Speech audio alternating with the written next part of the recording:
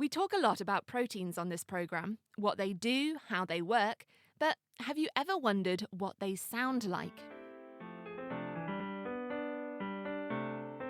The music you're listening to right now is the love hormone oxytocin. That's right, you're listening to a protein.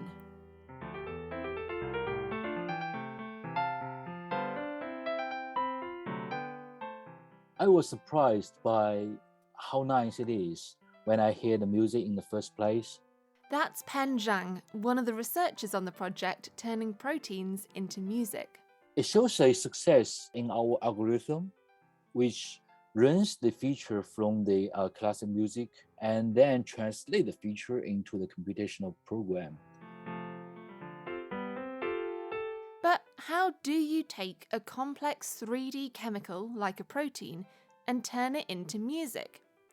Penn thinks that proteins and music are more alike than they first seem. Protein sequence is composed by amino acid, and each amino acid is denoted by a letter, alphabetic letter. So a protein is a string of letters. And the music can be noted as a string of alphabetic letter as well. So it's like they're analogs.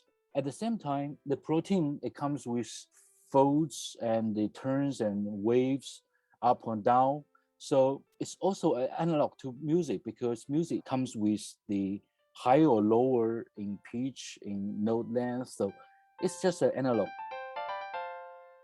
The Singapore team picked various features of the amino acids, or protein building blocks, things like whether it's big or small, or whether it's got a strong positive or negative electrical charge, and then used a computer algorithm to map each of those biological properties onto musical properties. So the size of the amino acid may be translated to the high or low pitch, and the electricity that each amino acid carries may be translated to the note length. In the beginning, we have more than 100 properties from amino acid, and we match them to the music features one by one. This isn't the first time the Singapore team have made music from a protein. Here's one of their early compositions from the anti-cancer protein TP53.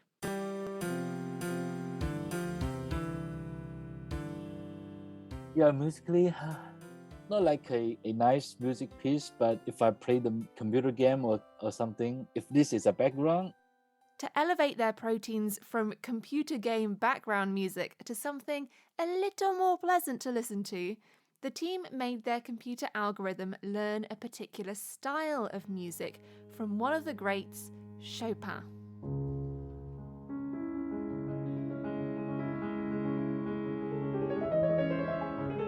We picked the classic music, particularly in this version you will be hearing is from Chopin's. We think the music from this period of time present more emotion and it's more diverse.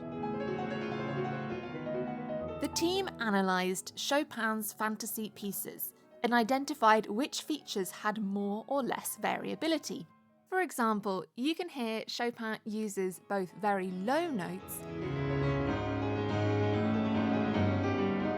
and very high notes, and all of the notes in between. Then they matched this with the properties of proteins that have lots of variability too, like the size of the amino acids, which can be both very big and very small, and all of the sizes in between. In essence, they paired the protein and musical properties more sensitively, and by teaching their algorithm how to make music like Chopin, they turn anti-cancer protein TP53 from sounding like this to this. So this new piece from the same protein, I think it comes with more musical features, and the style really, it sounds close to the classic music. It's just more enjoyable when you're listening to this new piece. And if the public listens to this, they may think about what's the magic behind this? What is the protein properties? How come it's so pleasant? And that's the whole goal of this project, to express the biological beauty of proteins through the beauty of music. And who knows, maybe your body will even produce more of the love hormone oxytocin by listening to its musical counterpart. That was Pen Zhang from the National University of Singapore, and you can listen to all of the protein pieces along with the research paper in the journal Helion.